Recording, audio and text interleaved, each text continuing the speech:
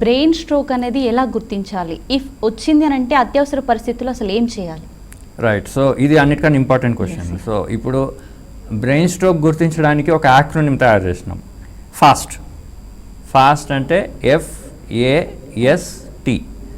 F అంటే face, face అంటే face ముఖం. సో నోరు కానీ ఒక సైడ్కి వెళ్ళిపోయింది అనుకోండి, డీవియేషన్ అయింది అనుకోండి యాంగిల్ ఆఫ్ ద ఈ మౌత్. సో నోరు వంకర పోయింది అంటే that may be a stroke symptom.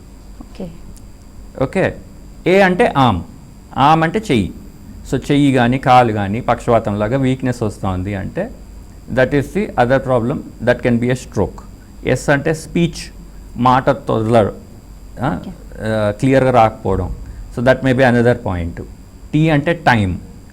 Time ఇక్కడ ఇంపార్టెన్స్ ఏమంటే సపోజ్ స్ట్రోక్ మీకు 2 రకాలు ఉంటాయని చెప్పిన, ఒకటేమో క్లాట్, ఇంకోటేమో బ్లీడింగ్. సపోజ్ అది క్లాట్ అనుకోండి, ఆ క్లాట్ మనం ఇమీడియట్గా గుర్తించి దాన్ని కరిగించేకి కొన్ని ఇంజెక్షన్లు ఉంటాయి, క్లాట్ బస్టింగ్ డ్రగ్స్ అంటాం.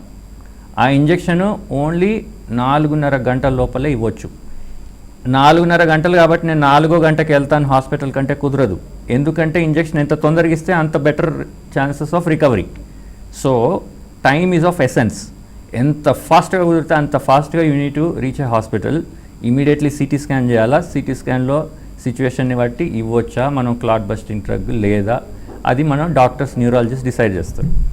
ఇప్పుడు టెక్నాలజీ ఎక్కడి వరకు పోయిందంటే ఉత్త ఇంజెక్షన్ ఒకటే కాదు, స్టెంట్తో రిట్రీవ్ చేసి ఆ క్లాట్ని మనం లోపలగా యాంజియోలాగా చేసేసి ఆ క్లాట్ని బయటికి తీసే ఛాన్స్ కూడా ఉంది. Up to 6 hours most of the times, కొంతమందిలో 24 అవర్స్ వరకు కూడా. ఏది సిమ్టమ్ స్టార్ట్ అయినాక.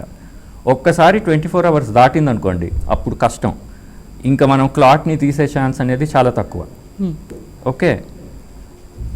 అప్పుడు మనం ఏం చేయొచ్చు, ఇంకా ఫర్దర్ ఏం పెద్దగా చేసేకుండదు వచ్చిన స్ట్రోక్కి.